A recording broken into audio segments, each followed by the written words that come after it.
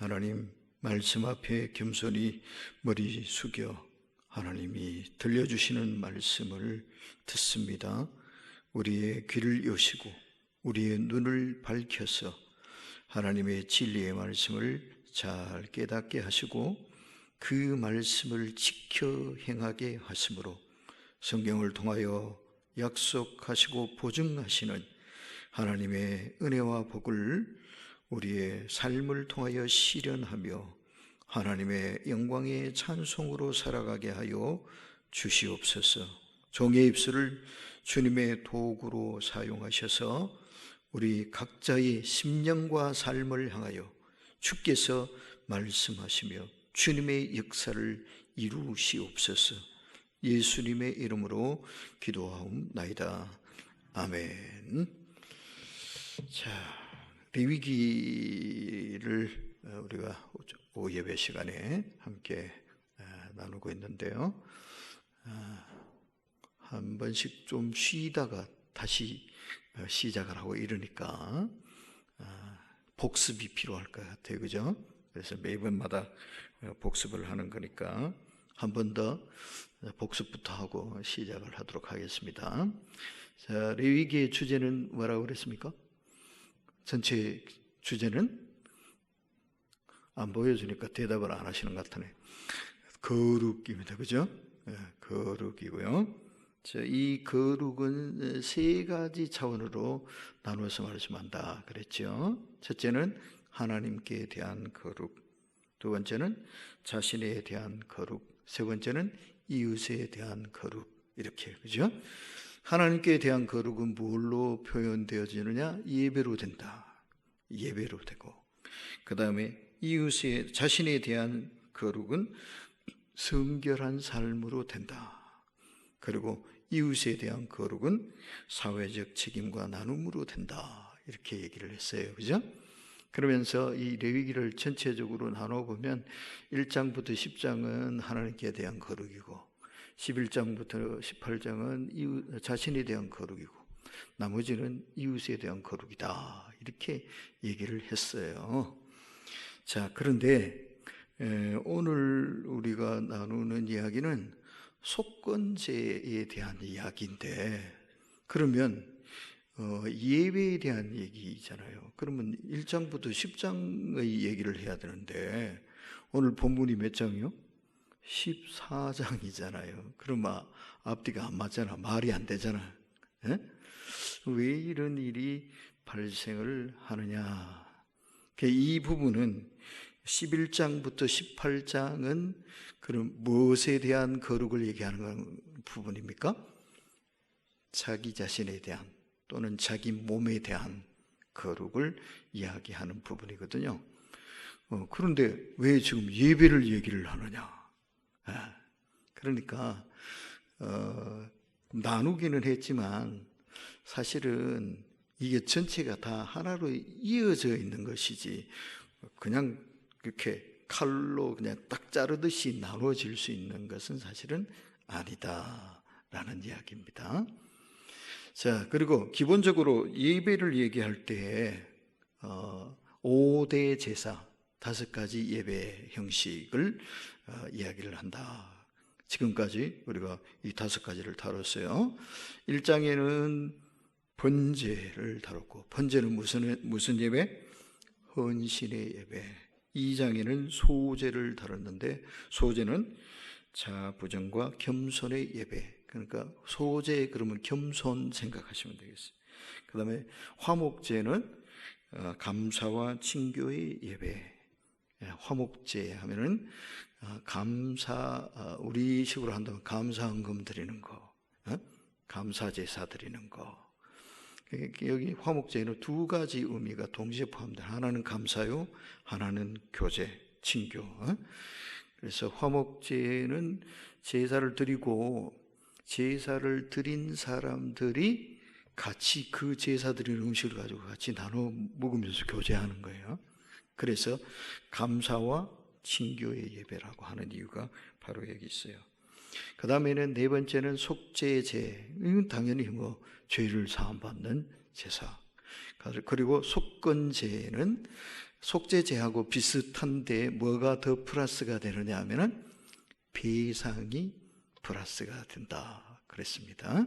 그러니까 다른 사람이나 하나님께 잘못한 것에 대해서 용서해 주세요 하고 끝나는 게 아니라 배상을 꼭 해야 된다. 손해를 입힌 것에 플러스 얼마를 더 배상을 해야 돼요? 5분의 1. 이거를 기억하시면 되겠어요. 자, 그래서 이제 지난번에 우리 이 속건제에 대해서 얘기를 했는데, 속건제도 세 가지 차원에서 하나님 앞에 잘못했습니다, 용서해 주십시오, 죄를 사함받고 또 깨끗하게 되는 그런 절차를 거쳐야 된다라는 얘기예요. 그래서 세 가지, 하나님께 대해서, 이웃에 대해서, 자기 자신의 몸에 대해서 이렇게 되어지는 겁니다. 자, 그래서 하나님께 대해서는 하나님께 바칠 성물을 범했을 경우 11조를 떼먹었다 이런 것도 해당되지 모르겠습니다. 하나님께 들어야 될 것 또는 하나님의 것을 해를 입힌 경우 그거의 5분의 1을 더해서 배상을 하고 속건제를 드려야 된다, 그런 얘기예요. 그 다음에 이웃에게 피해를 끼쳤을 때 다른 사람 물건을 맡았다가 잃어버렸다든지, 빌려왔는데 그걸 어떻게 망가뜨렸다든지 이런 거, 그러면 주인한테 물려줘야 되잖아요, 그죠? 그래서 원주인한테 돌려줄 뿐만 아니라 거기다가 5분의 1 배상을 더해야 된다는 얘기예요. 그리고 또 요거는 이제 세 번째 문제는 자기 자신에 대해서, 그런데 자기 몸이에요. 몸을 망가뜨리는 그런 행위, 이런 것에 대해서 그 하나님 앞에 또 자기 몸 관리를 못한 것이 하나님 앞에 범죄이다, 그런 얘기가 되는 거예요. 그래서 속건제의 제사를 드려야 한다라는 그런 얘기입니다.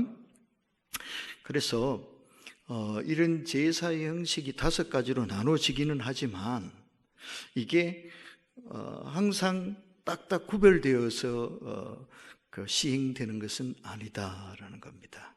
이게 같이 함께 하나님 앞에 이 번제도 드리고 소제도 드리고 속죄도 속건제도 다 드려야 되는 그런 형식으로 이게 종합적으로 이렇게 하나님 앞에 드려지는 그런 것을 레위기가 이야기를 하고 있어요. 그래서 기본적으로는 우리가 5가지 제사 형식도 나누고 하나님께 대한 것, 또 자기 자신에게 대한 것, 이웃에 대한 것, 이 거룩함은 어떻게 지켜나갈 것이냐를 그렇게 구분지어서 얘기할 수는 있겠지만, 그러나 이것이 그냥 똑똑 끊어지는 것은 아니다라는 겁니다. 이게 다 연결이 되어져 있다라는 것을 이해를 하면 좋겠습니다. 자, 그래서 이 14장 이 이야기는 무엇과 관련된 얘기냐 하면은, 자, 32절을 한번 보시면요, 32절을 한번 보십시오. 자, 이게 무엇으로 인해서 이런 의식이 진행되어지는가 하는 것을 이야기해 주고 있어요. 32절 시작. 나병 환자로서 그 정결 예식에 그의 힘이 미치지 못한 자의 규례가 이러하니라. 누구를 얘기하고 있어요? 나병 환자, 그죠? 나병 환자. 그러니까 11장부터 18장 이 부분은 거룩에 대한 세 차원 중에서 두 번째, 자신에 대한 거룩, 그 부분 맞죠?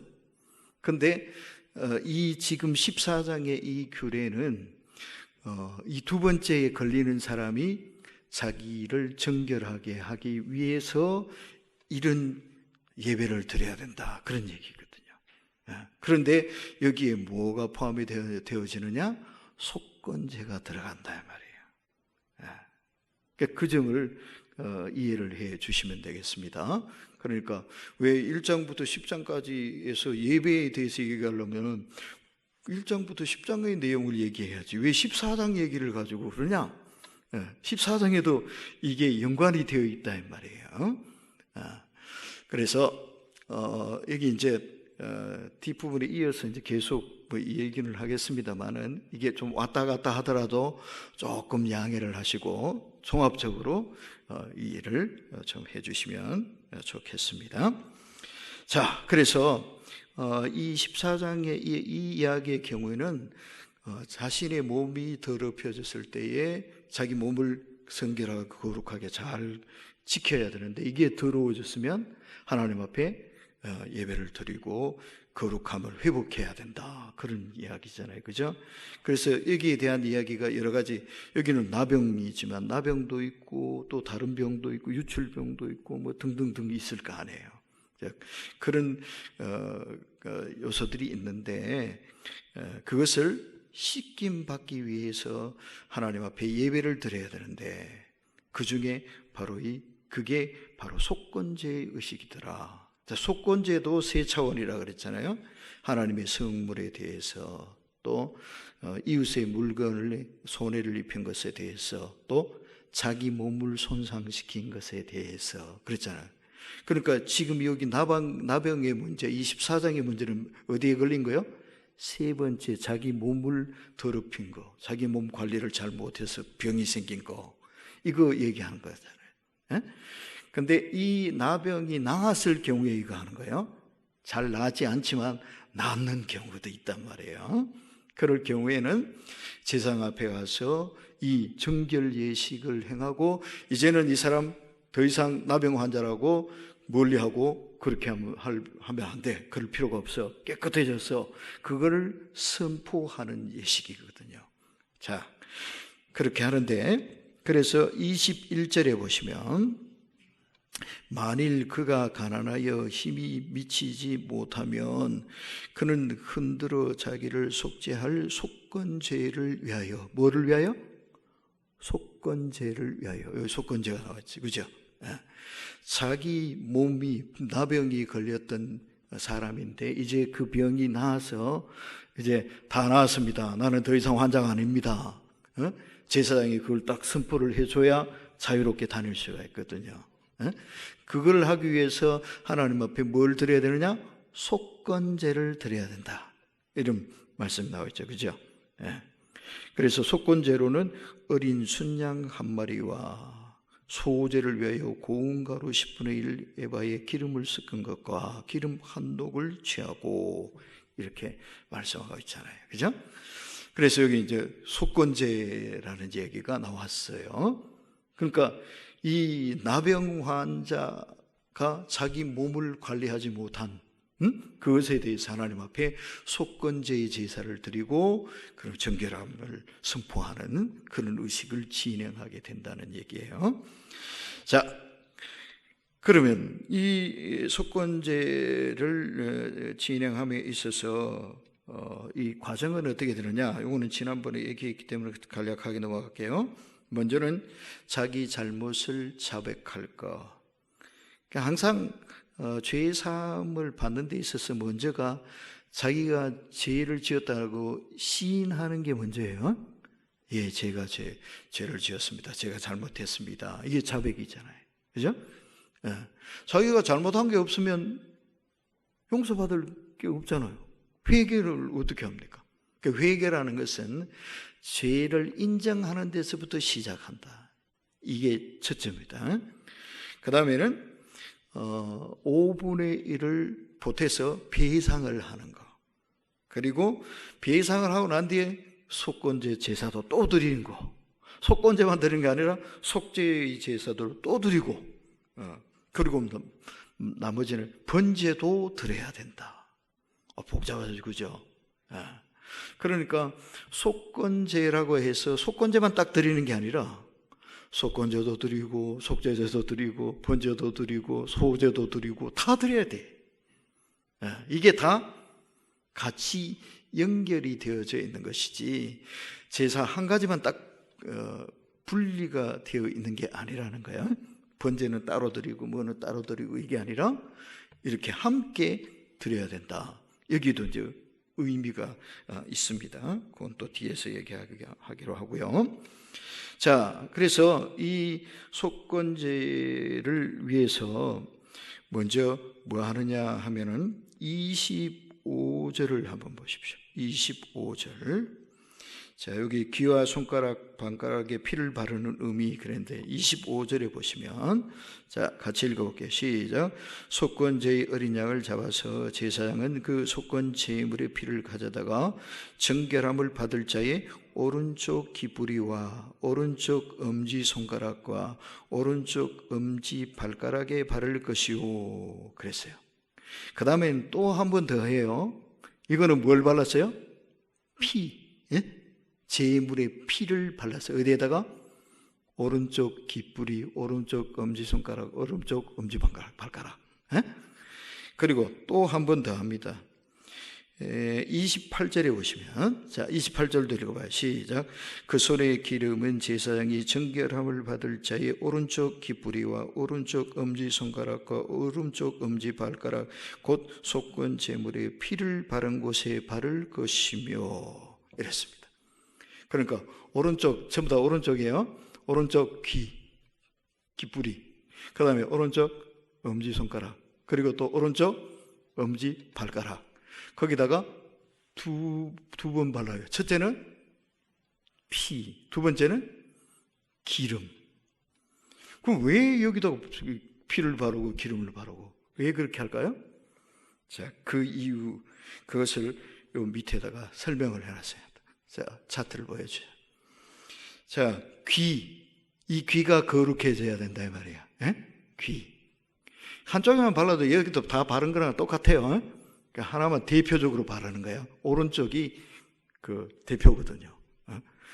성경에는 오른쪽을 중요하게 여깁니다. 우리나라는 그 삼정성 얘기할 때 영의정, 좌의정, 우의정 이러죠. 왼쪽이 먼저예요, 그죠? 우리나라는 전통이. 그런데 성경은 오른쪽이 문제야. 오른손의 아들. 예? 오른쪽. 그러니까 오른쪽이 대표예요. 그래서 오른쪽 귀뿌리, 오른쪽 엄지손가락, 오른쪽 엄지발가락. 여기다가 피를 발라서 정결하게 하고 기름 발라서 거룩하게 하고. 그러니까 기름을 바르는 것은 아주 그 왕이나 제사장이나 선지자 세울 때 그 기름을 발라서 세우잖아요. 그죠? 이거는 고친다는 의미도 있지만 아주 거룩한 권위를 부여한다. 하나님의 복을 선포한다. 그런 의미로 기름을 바르는 거잖아요. 피는 씻는 거고요. 깨끗하게 하는 거예요. 죄를 씻고 부정을 씻고 저주를 씻고 하라는 이거고요. 자, 그래서 귀에다가 바르는 이유는 귀가 거룩해져라. 바로 듣고 바로 분별하는 거룩한 귀가 되어라 하는 얘기예요. 그러니까 우리 귀도 거룩해야 됩니다. 아무거나 듣고 또 듣되 또 이상하게 듣고 자기 듣고 싶은 것만 듣고 이러면 안 되는 거예요. 이 귀가 잘 들어야 돼요. 귀가 안 들리면 무슨 일이 생긴지 아세요? 말 못하는 사람 보니까요. 뭐가 문제냐? 혀나 그 발성 기관이 잘못된 게 아니라 뭐가 문제냐? 귀가 문제더라고. 뭐 안 들리니까 말을 못하는 거야. 그죠? 그거를 뭘 통해서 확인해 볼 수 있냐면은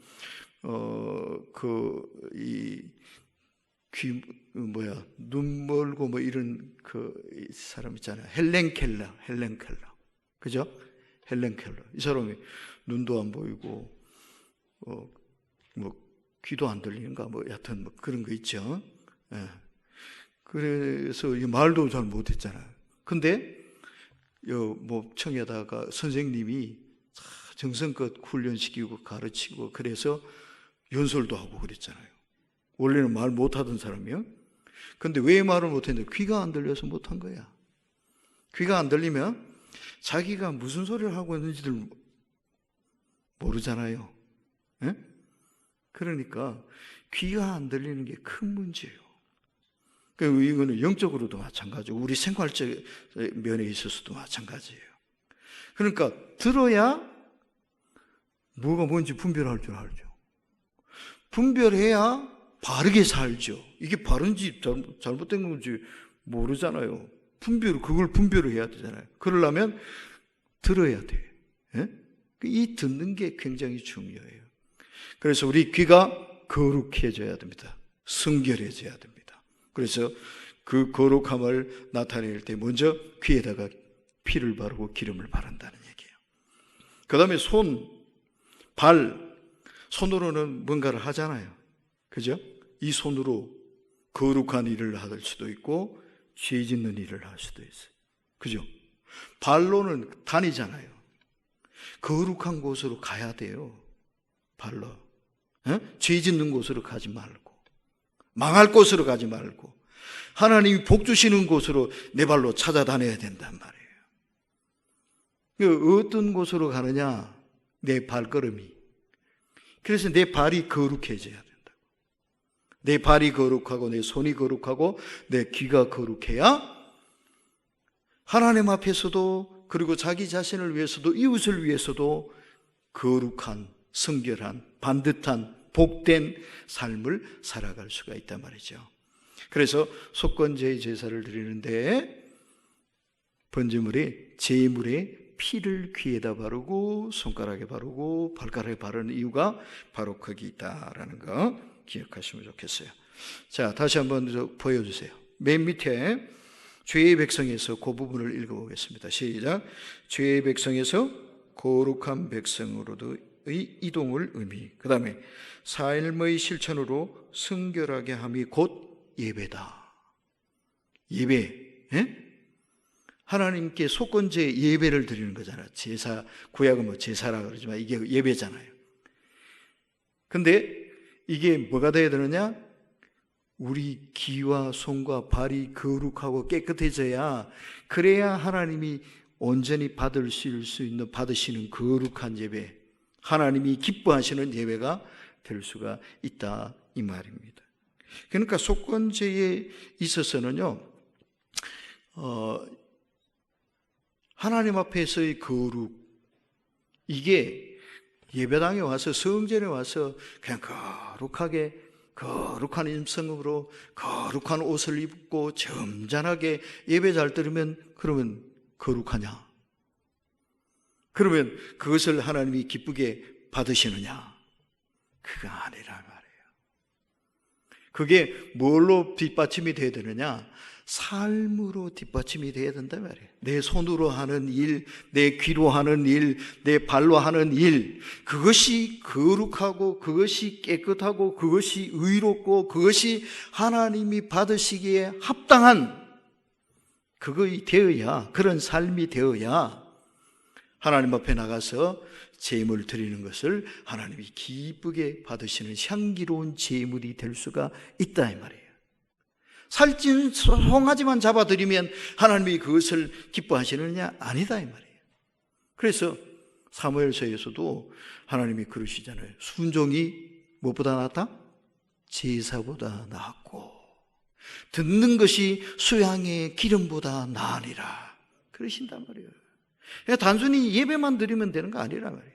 예배와 삶이 일치해야 돼요. 그래서 제가 오늘 제목을 일부러 예배와 성결 이랬어요. 예배와 성결. 성결은 성결한 삶을 얘기하는 거예요. 삶이 예배가 되고 예배가 삶이 되어야 된다. 이것을 하나님이 원하시고 이것을 기뻐하신다.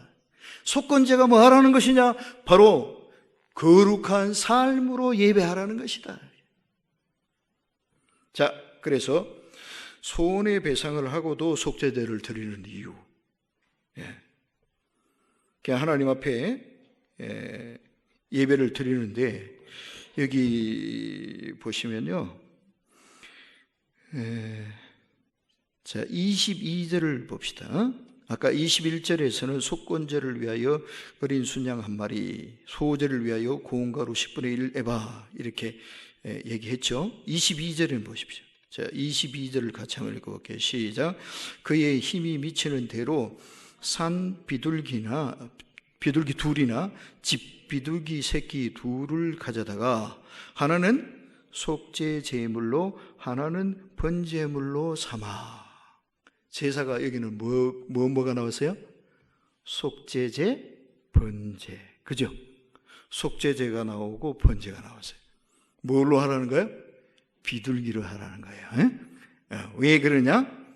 가난해서 힘이 미치지 못하는 사람에게 배려한 겁니다. 그러니까 이거를 비둘기가 아닌 다른 걸로도 할 수도 있어요.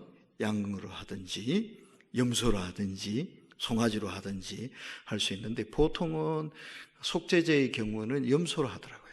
염소를 잡아서 속죄의 제물로 바치는데, 이 가난한 사람의 경우에는 염소 살 돈도 없으니까 나병 알아가지고 재산 다 쓰고 뭐 고생만 하다가 뭐 돈도 못 모았는데 어떻게 또 번제물을, 속죄 제물을 바치느냐 말이에요. 그거 없으니까 그러면 산비둘기나 집비둘기나 산에서 잡든지 집에서 기른 거든지 비둘기 2마리 가져오느라 그 2마리 가지고 하나는 뭘로 드리고? 속죄제로 드리고 다른 하나는 뭘로? 번제로 드리고, 이렇게 말씀을 하고 있죠. 자, 그 얘기입니다. 그 소원의 배상하고 또 왜 속건제에다가 속죄제, 번제를 다 드리느냐, 그 얘기입니다. 자, 그래서 요 밑에 써놓은 게 있죠. 상대에게 입힌 손해는 배상을 하고, 손해를 입혔으면 그냥 잘못했습니다, 하나님 용서해 주세요, 그걸로 딱 끝나는 게 아니라 배상을 반드시 해야 된다. 왜 이렇게 할까요? 이게 죄를 지으면 안 된다는 것을 강조하기 위해서 그러는 거예요. 쉽게 용서해 주면 죄를 가볍게 여긴단 말이에요. 죄 지으면 큰일 난다. 아주 그냥 집안 쫄딱 망할 수 있다. 이런 의식을 심어주기 위해서요. 배상을 시키는 거란 말이에요. 그리고 배상은 배상대로 하고요. 또 그 잘못한 것이 사람에게 잘못한 것으로 끝난 게 아니라 하나님 앞에도 잘못한 거라, 그런 의미예요. 속죄제를 또 드리라, 이 말은 하나님 잘못했습니다, 그 사람한테도 잘못했습니다, 용서해 주세요, 사람은 가도 풀어야 되고 용서를 빌어야 되고, 그 다음에는 하나님 앞에도 용서를 빌어야 된다, 이 말이에요. 왜 그럴까요? 사람에게 잘못한 것이 곧 하나님에게 잘못한 것이기 때문에 그렇습니다. 하나님이 우리를 구원하시기 위해서 자기 아들을 바치셨잖아요. 그죠? 예. 여러분 같으면 어떤 사람을 위해서 여러분 아들을 희생시켜도 좋겠습니까? 희생시키는 고사하고 그냥 신장은 콩팥이 2개니까 콩팥 2개 중에 1개 누구를 위해서 기증하자. 그 여러분 아들 거, 누구를 위해서 그렇게 기증하겠습니까? 그것조차도 쉽지 않죠. 근데 하나님은 자기 외아들을 바치셨다고. 그래서 구원한 사람이 누구요? 저와 여러분들, 그죠? 근데 그렇게 하나님이 소중히 여기는 그 사람을 해를 입혔다, 상처를 입혔다, 업신여기고 무시하고 짓밟았다, 그러면 그건 누구를 짓밟은 거예요? 하나님을 짓밟은 거란 말이에요. 하나님이 그렇게 소중하게 여기시는, 자기 생명보다 귀한 아들을 희생시켜서 건져놓은 그 소중한 사람을 그렇게 함부로 대하는 것은 하나님이 성질날 일이란 말이에요. 그래서 하나님이 사람에게, 하나님이 소중히 여기는 사람이란 말이에요. 우리 사람 한 사람이 하나님께는 너무너무 소중한 존재라 이 말이에요. 우리 사람 속에는 하나님의 형상이 담겨 있지요. 그리고 우리 한 사람을 위해서 하나님이 자기 아들의 피를 바치셨잖아요. 생명을 바치셨잖아요. 그렇게 하나님 앞에 소중한 존재가 우리 모든 사람들 한 사람이라 이 말이에요. 그들을 함부로 대하는 거, 그들을 괴롭히는 거, 그들에게 상처를 입히는 거, 이건 하나님께 대한 도전 행위다. 이거예요. 그래서 그 사람을 잘 대하는 거, 귀하게 여겨주는 거, 정중하게 여겨주는 거, 그게 바로 하나님을 정중히 모시는 일이나 마찬가지다라는 얘기입니다. 그래서 이걸 말씀하는 거예요. 그러니까 우리가 예수님이 가장 큰 계명이 무엇입니까? 바리새인이 와서 물었을 때에 마태복음 22장 37절 이하에서 그렇게 말씀하시잖아요. 마음과 힘과 뜻을 다하여 주 너의 하나님을 사랑하라. 이것이 크고 첫째 되는 계명이요 둘째도 그와 같으니 내 이웃을 내 몸과 같이 사랑하라 하셨으니 이것이 율법이요 선지자니라. 그죠? 그러니까 하나님 사랑, 이웃 사랑을 함께 말씀하고 있는 거예요. 이웃을 자기 몸처럼 사랑해라. 왜 그래야 됩니까? 하나님께 그렇게 소중한 사람이기 때문에 그렇습니다. 그 이웃을 사랑으로 아끼고 소중히 여겨주는 것, 그게 하나님을 소중히 여기는 것과 마찬가지다 이 말이에요. 반대로 이웃을 함부로 대하는 것, 그것은 하나님을 우습게 여기는 행동이다 이 말이에요. 그래서 여기에서도 배상도 했는데, 속건제 어린 양도 잡아 바쳤는데, 속죄제도 드렸는데 또 속죄제를 또 드리라고 말하는 이유가 바로 여기 있다면 하나님께 죄를 지은 거다라는 그런 얘기예요.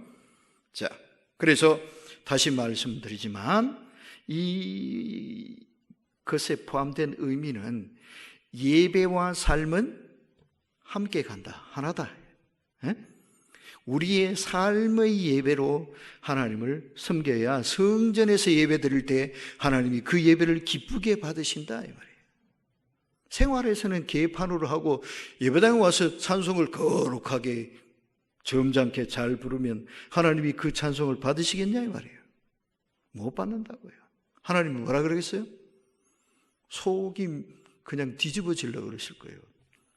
구토가 나온다 그러실 거라고. 썩 꺼지라 그러실 거라고. 네가 나를 뭘로 알고 이 짓 하고 있느냐고 호통을 치실 거라고요. 그래서 삶의 성결이 빠진 예배는 예배가 아니다. 그것은 예배가 아니라 하나님을 우롱하는 처사다. 그죠? 이거 우리가 기억해야 된다. 우리 가정에서 그러니까 가정생활 잘해야 됩니다. 바람 피우고 뭐 세컨드, 썰드 나누고 하나님 앞에 와서 나의 예배를 받으십시오. 하나님이 그 예배 받으시겠어요? 지옥불에 집어 던져 넣고 싶어 하시겠지. 예배를 받기는 고사하고. 안 그렇습니까? 우리 삶에 있어서 우리 손이 깨끗해야 돼. 우리 귀가 깨끗해야 돼. 우리 발이 깨끗해야 돼. 그러고 하나님 앞에 나와 예배해야 그 예배를 하나님이 향기로운 예배로 받으신단 말이에요. 삶과 신앙은 결코 분리될 수 없다. 이 둘은 하나다.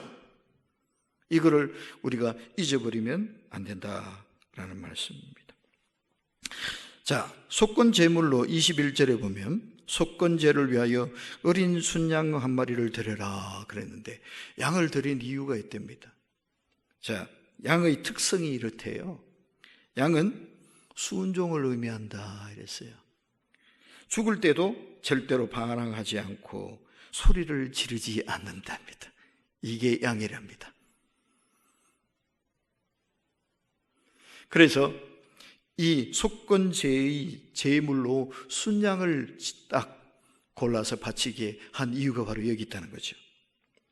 하나님 앞에 절대 순종한다. 하나님 앞에 절대 거룩해야 된다. 이것을 상징하는 것이 순양이다. 이거 기억하시면 되겠고요. 그 다음에 속건제의 정결 예식 그랬는데 아까 지금 다 얘기했습니다. 속건제로는 어린 순양 한 마리를 드린다. 21절에 나와 있고요. 22절에 또는 31절에 그 힘이 미치는 대로 한 마리는 속죄제로 한 마리는 소제와 번제로 이렇게 하나님 앞에 드린다 그랬습니다. 그러니까 이 속건제는 속건제만 따로 드리는 게 아니라 속건제도 드리고 속죄제도 드리고 번제도 드리고, 번제 드릴 때 소제와 곁들여서 드린다 이렇게 말씀하고 있어요. 그러니까 종합 선물 세트로 하나님 앞에 예배 드리는 거예요. 그죠? 왜 이렇게 하느냐? 자, 번제는 무슨 의미의 제사라 그랬어요? 번제 까먹었다. 헌신. 응? 번제는 헌신이에요.